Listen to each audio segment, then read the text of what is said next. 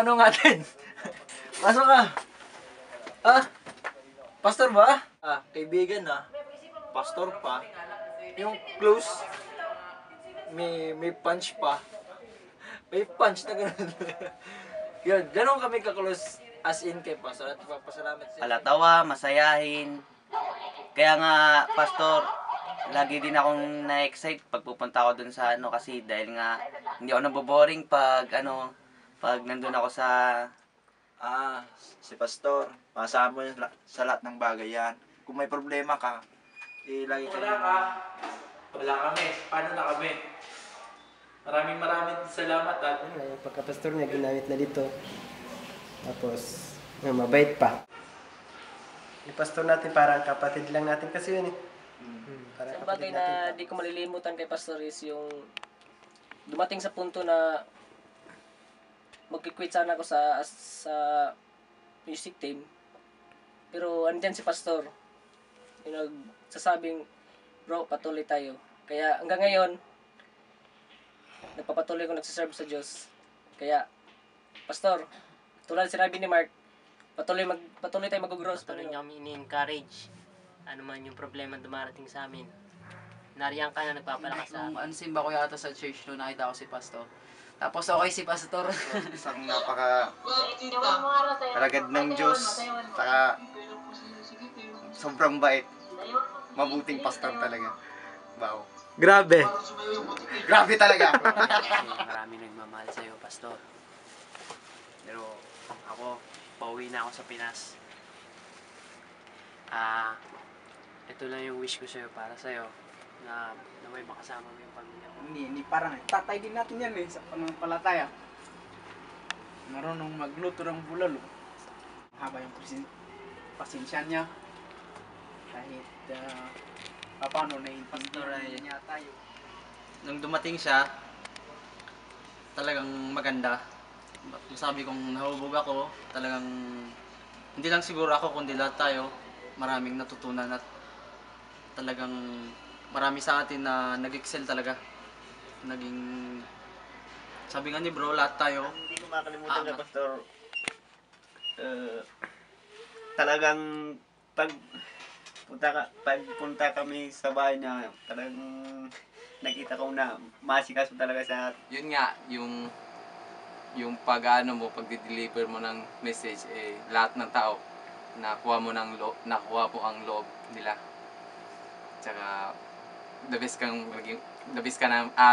pastor sa amin. Pastor is Tsaka, so very good. I appreciate all his words to me, the way he act to express the words of God. And I'm so very happy when she become the pastor in Punato. Yes, Pastor. Pastor, happy ako at sila. Nakikita ko sa mga kasama namin, yung mga kabro ko na. Happy kami na kasama ka namin. Super talaga ang kanyang pagmamahal sa amin bilang isang trainee. Kung tutuusin, hindi naman niya kami kaano-ano, pero tinutulungan niya kami bilang mag-growth ng pananampalataya namin sa Panginoon.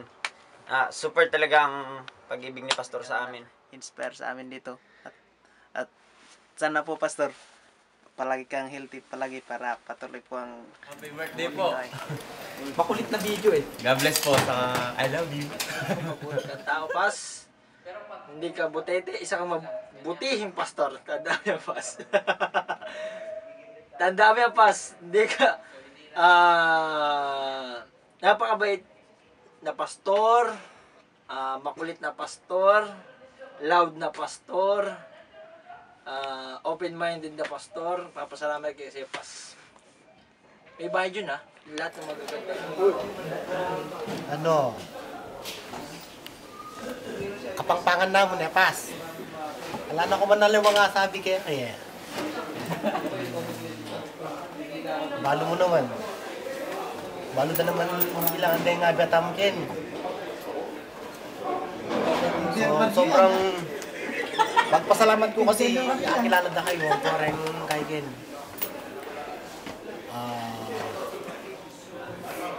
Basta, balo mo nito.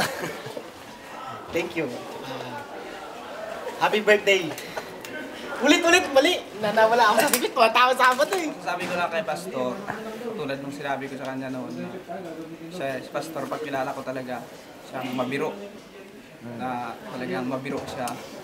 Pero, yun nga, sabi ko, iba-iba naman tayong talagistan talaga.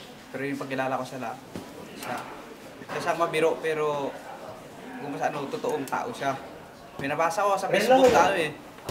Na sabi sa Facebook kasi, ang kaibigan ko ay parang lata na maingay, pero hindi siya plastic. Na talagang kung ano siya, yun na yun. Yung pagkilala kay Pastor na talagang totoo din yung totoo kung ano yung nakikita nyo sa kanya, yun na yun talaga yung buhay niya. Na yung nagustuhan ko lang sa kanya nga na hindi talaga siya plastic. Na tunay din yung pagmamahal na sa atin. Minahal din natin. Happy birthday, Pastor! Medyo makulit na itong mga sisigaling sa trabaho eh. Diba? God bless. Iwanan ang buhay namin naman dito. Sige, Pastor, happy birthday, Pastor. God bless. Yo!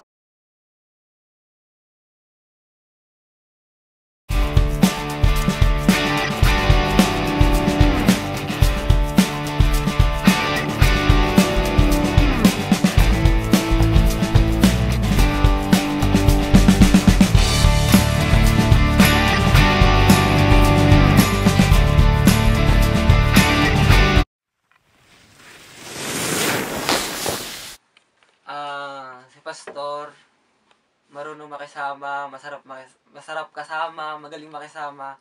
Kumbaga, napaka-friendly niya. Walang dull moments. English yun pakalista yun. Tapos, makulit kasi siya, hindi niya tinitingnan, parang magkaka-age tayo, hindi siya iba, lalo kapag bago siyang kakilala.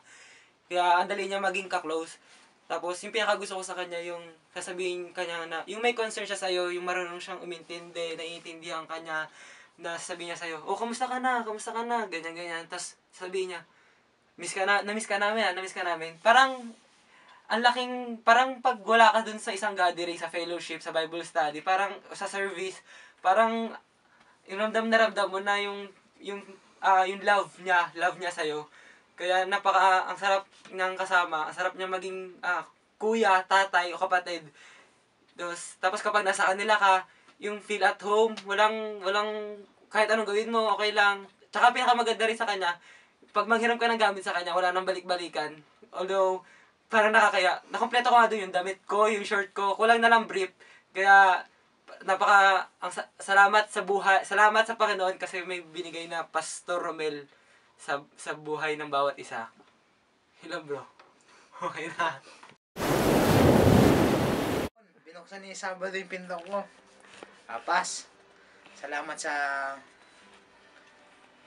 mga bagay na naitulong mo sa amin. Kung wala ka, hindi namin makikilala yung Panginoon bilang instrumento sa'yo.